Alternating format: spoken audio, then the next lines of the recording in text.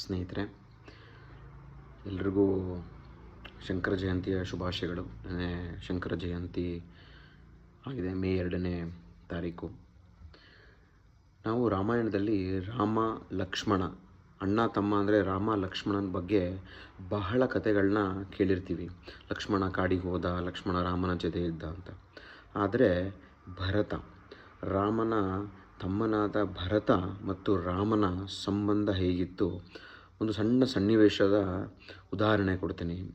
ರಾಮ ಲಂಕೆಯಲ್ಲಿ ರಾವಣನ ದಹನ ಮಾಡಿ ಲಂಕೆಯನ್ನು ಗೆದ್ದು ಸೀತೆಯನ್ನು ಮರುಪಡೆದು ಅಯೋಧ್ಯೆಗೆ ಮರಳಿ ಬರೋಕ್ಕೆ ಮುಂಚೆ ಹನುಮಂತನನ್ನು ಕರೆದು ಹೇಳ್ತಾನೆ, ಹನುಮಂತ, ಅಯೋಧ್ಯೆಗೆ ಹೋಗು, ನನ್ನ ತಮ್ಮ ಭರತ ಹೇಗಿದ್ದಾನೆ, ರಾಜ್ಯಭಾರ ಹೇಗೆ ಮಾಡ್ತಾ ಇದ್ದಾನೆ, ಅವನ ಮನಸ್ಥಿತಿ ಹೇಗಿದೆ ಅಂದರೆ, ರಾಮ ಹೇಳ್ತಾನೆ, 14 ವರ್ಷಗಳ ಕಾಲ ಅವನಿಗೆ ರಾಜ್ಯಭಾರ ಮಾಡಿದ ಮೇಲೆ ರಾಜ್ಯವನ್ನು ನನಗೆ ಬಿಟ್ಟುಕೊಡುವ ಮನಸ್ಸಿದೆಯಾ, ಅಥವಾ ರಾಜ್ಯಭಾರದ ಅನುಕೂಲಗಳಿಗೆ ಒಗ್ಗಿದ್ದಾನ, ಅಲ್ಲಿನ ವ್ಯವಸ್ಥೆಗಳಿಗೆ ಒಗ್ಗಿದ್ದಾನ ಅಂತ ತಿಳ್ಕೊಂಡು ಬಾ ಅಂತ ಹೇಳ್ತಾನೆ.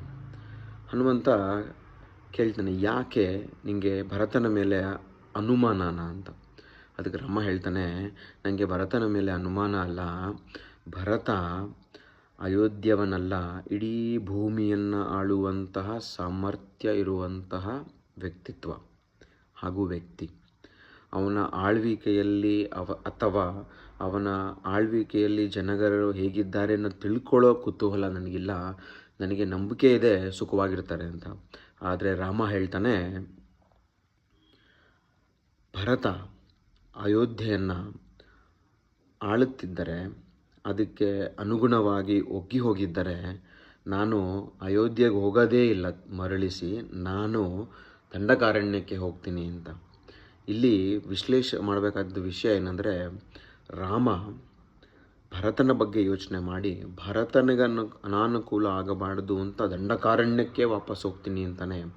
ಅದೇ ಭರತ 14 ವರ್ಷಗಳ ಕಾಲ ಅಯೋಧ್ಯೆಯ ರಾಜ್ಯದ ಭಾರವನ್ನು ರಾಮನ ಪಾದುಕೆಯನ್ನು ಇಟ್ಟು ಮಾಡ್ತಾನೆ. ಇದು ಅಣ್ಣ ತಮ್ಮಂದರು ಇನ್ನೊಬ್ಬರಿಗಾಗಿ ತ್ಯಾಗ ಮಾಡಿ ಒಂದು ಉದಾಹರಣೆಯನ್ನು ಸೃಷ್ಟಿ ಮಾಡಿದ ಒಂದು ಸನ್ನಿವೇಶ. ನಾವು ಇದರಿಂದ ಕಲ್ತ್ಕೊಳ್ಳೋಣ.